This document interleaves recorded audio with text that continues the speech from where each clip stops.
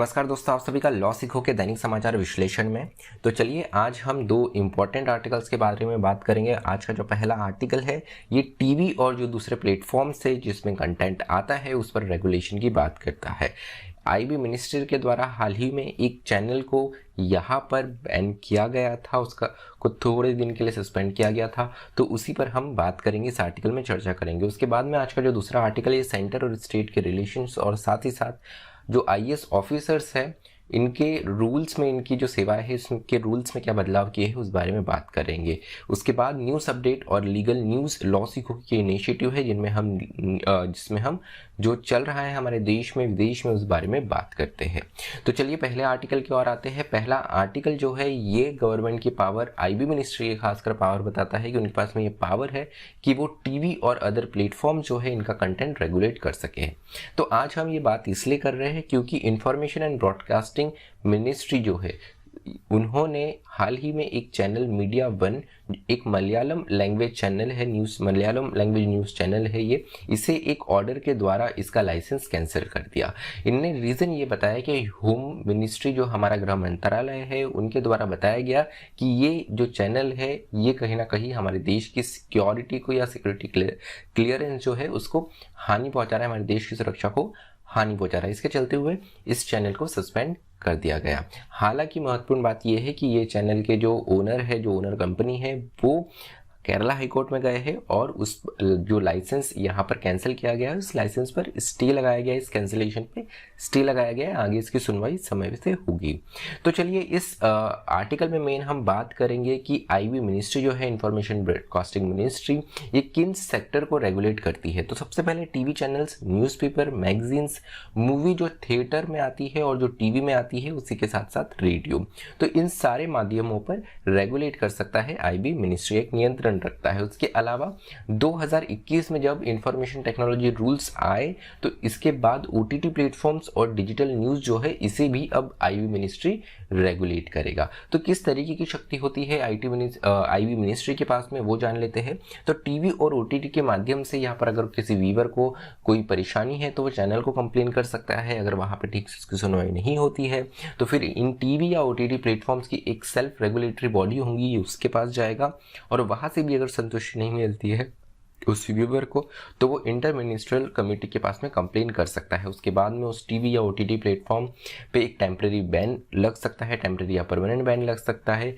या उसका लाइसेंस जो है वो एक परमानेंट बैन लग सकता है, रिवोकेशन, उसका लाइसेंस रिवोक किया जा सकता है जो कि अपलिंकिंग और डाउनलिंकिंग के द्वारा किया जा सकता है। उसके अलावा electronic media monitoring cell IBM जो है, जो ये देखता है कि केबल टीवी नेटवर्क रूल्स 1994 जो है इनका पालन हो रहा है या नहीं हो रहा है। अगर पालन नहीं होता है तो भी ये आईबी मिनिस्ट्री को उनकी सूचना में लाते हैं और आईबी मिनिस्ट्री इस पर कदम उठाती है। उसके अलावा प्रिंट मीडिया, न्यूज़पेपर की बात करें तो ये प्रेस काउंसिल ऑफ इंडिया के रिकमेंडेशंस पे काम करती है। गवर्नमेंट सस्पेंड कर सकती है इसका पब्लिकेशन, किसी भी प्रिंट या न्यूज़ या किसी न्यूज़ मैगजीन या न्यूज़पेपर का, on recommendation of press council of India. उसके अलावा बात यह है कि किस प्रकार का कंटेंट अलाउड नहीं रहता है।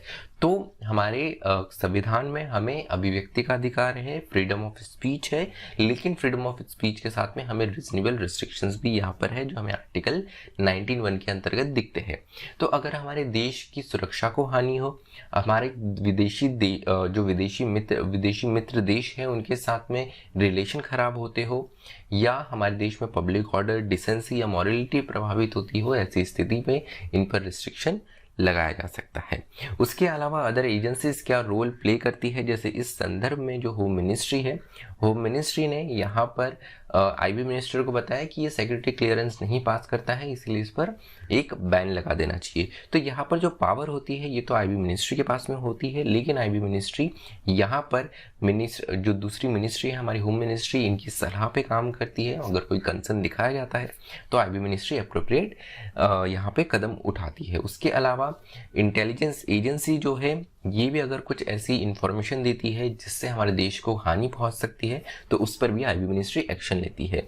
हाल ही में आईबी मिनिस्ट्री ने बहुत सारे YouTube channel, Facebook pages, Facebook, Instagram और ट्विटर पेजेस पर बैन लगाया। करीब करीब 60 चैनल्स और अलग अलग सोशल मीडिया प्लेटफॉर्म्स पे जो अकाउंट बने थे उस पर बैन लगाए, क्योंकि इंटेलिजेंस की तरफ से, इंटेलिजेंस एजेंसी जो है उनकी तरफ से ये खबर मिली थी कि हमारे देश को हानि पहुंचाता है। अगली खबर क्या होता है और आते हैं जो कि सेंटर और स्टेट बैलेंस और ऑल इंडिया सर्विसेज के बारे में बात करता है। तो यूनियन गवर्नमेंट ने एक अमेंडमेंट प्रपोज करा है। आईएएस कैडर रूल्स 1954 के रूल 6 में अमेंडमेंट की बात करी है। अब अगर हम देखें तो आईएएस ऑफिसर जो है ये स्टेट को सर्व करते हैं, लेकिन जो सेंटर में भी हमें यूनियन गवर्नमेंट में भी जो कैबिनेट सेक्रेटरीज हमें दिखते हैं ये भी आईएएस कैडर से ही आते हैं। तो यहाँ पर यूनियन जो है वो आईएएस ऑफिसर जो कि स्टेट्स में है उन्हें यूनियन में बुला सकता है, लेकिन उसके लिए पहले कंसेंट चाहिए रहती है उस ऑफिसर की, उस कंसेंट स्टेट में जहाँ पर वो पोस्टेड है और सेंट्रल गवर्नमेंट। तो यहाँ पर इस कंसेंट की जो ऑफिसर और सेंटर स्टेट गवर्नमेंट की कंसेंट की जो ज़रूरत होती है उसको निकालने की बात की जा रही है यूनियन गवर्नमेंट के द्वारा इस अमेंडमेंट लाकर। तो क्या रीजन बताया जा रहा है इस अमेंडमेंट का? तो सबसे पहला रीजन ये है कि सेंट्रल गवर्नमेंट का बोलना ये है कि जो आईएएस ऑफिसर है ये सेंट्रल डेप्यूटेशन में इनकी अवेबिलिटी एडिक्वेट नहीं है, तो इनकी एक अवेबिलिटी बढ़ाने के लिए ऐसा कदम उठाया जा रहा है। उसके अलावा आईएएस ऑफिसर को पब्लिक इंटरेस्ट के ग्राउंड पे बुलाया जा सकता है। पब्लिक इंटरेस्ट अपने आप में काफ़ी वेग टर्म यहाँ पे इस आर्टिकल में बताया गया कि इसको सरकार एक अनियंत्रित तरीके से इस शब्द का इस्तेमाल कर सकती है। एक अनियंत्रित सी ये पावर है। अब क्या आइडिया है ऑल इंडिया सर्विसेज के बारे में, थोड़ा इतिहास में जाते हैं।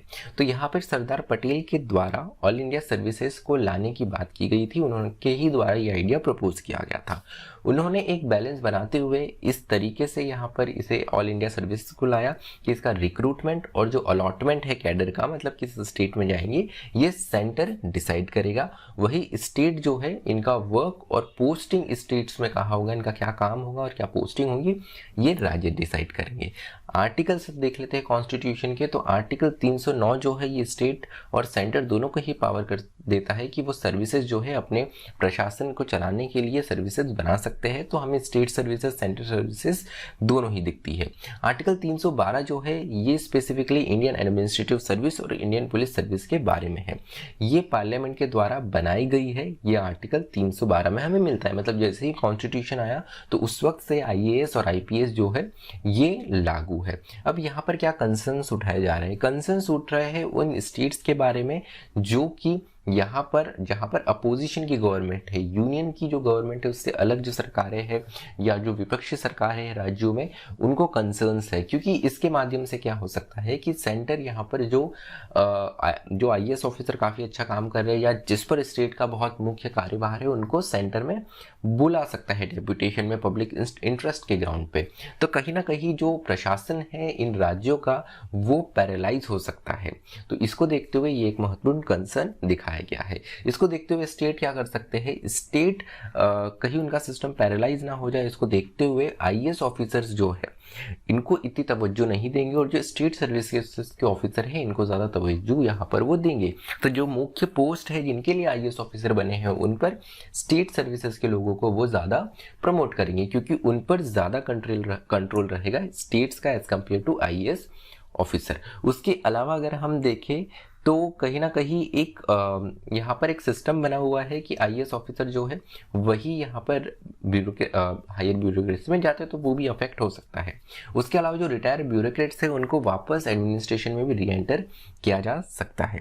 उसके अलावा जो एक कैडर रूल्स है जिसमें आईएएस ऑफिसर्स को एक इम्यूनिटी मिली रहती है, उसका भी एक वॉयलेशन हो सकता है। तो चलिए न्यूज़ अपडेट्स की ओर बढ़ते हैं। न्यूज़ अपडेट्स में सबसे पहली खबर जो है ये संतिश्री पंडित के बारे में है। प्रोफेसर संतिश्री पंडित जो है ये पहली वाइस चांसलर होंगी, पहली महिला वाइस चांसलर होंगी जेएनयू की। अभी ये सावित्रीबाई फुले पुणे यूनिवर्सिटी में पढ़ाती है, पॉलिटिक्स की ये प्रोफेसर है। अगली खबर है उन्नीकृष्णन नायर एस के बारे में। ये VSSC अर्थात विक्रम साराभाई स्पेस सेंटर जो है इसके नए डायरेक्टर होंगे। VSSC जो है ये की स्पेस रिसर्च सेंटर है Indian space research organisation ISRO का, जो कि स्पेशलाइज है rocket and space vehicle satellite programmes में। अगली जो हमारी खबर है ये लीगल न्यूज़। अगली खबर जो है ये हमारी फुटबॉल जगत से है। फुटबॉल में एशिया फुटबॉल कप जो है इसे जीत लिया है सेनेगल ने। सेनेगल ने इजिप्ट को यहाँ पे फाइनल मुकाबले में हराया है। काफ़ी इंटरेस्टिंग मुकाबला था। तो यहाँ पर पेनाल्टी शूट आउट में सेनेगल ने ये मुकाबला जीता है। उसके अलावा मिशन इंद्रधनुष का 4th चैप्टर 4.0 लॉन्च किया गया है। इसका मुख्य उद्देश्य है कि जो बच्चे हैं और जो प्रेग्नेंट वुमेन है इनको लाइफ थ्रेटनिंग डिसीज से बचाया जाए। तो किस तरीके से बचाया जाएगा, यहाँ पे इनको वैक्सीनेशन प्रॉपर एक इम्यूनाइजेशन प्रोग्राम जो है यूनिवर्सल इम्यूनाइजेशन प्रोग्राम वह चलाया जाएगा। अब आते हैं लीगल न्यूज़ के ऊपर। तो आज की लीगल न्यूज़ क्या है? आज की पहली लीगल न्यूज़ है कि राज्यसभा में CPI-M के लीडर एलामरम करीम के द्वारा एक प्राइवेट मेंबर बिल रखा गया है जिसमें 4 लेबर कोड्स जो कि पास किए गए थे हमारे सेंट्रल गवर्नमेंट के द्वारा, इन्हें वापस लेने की बात की गई है। ये 4 लेबर कोड कौन से हैं?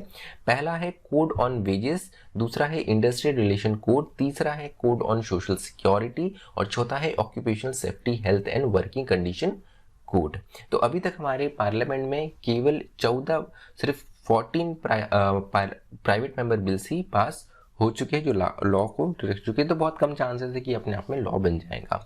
उसके अलावा जो अगली खबर है ये है सुप्रीम कोर्ट से। सुप्रीम कोर्ट ने यहाँ पे बताया है कि right default bail can not be granted merely because cognizance was not taken before expiry of statutory period.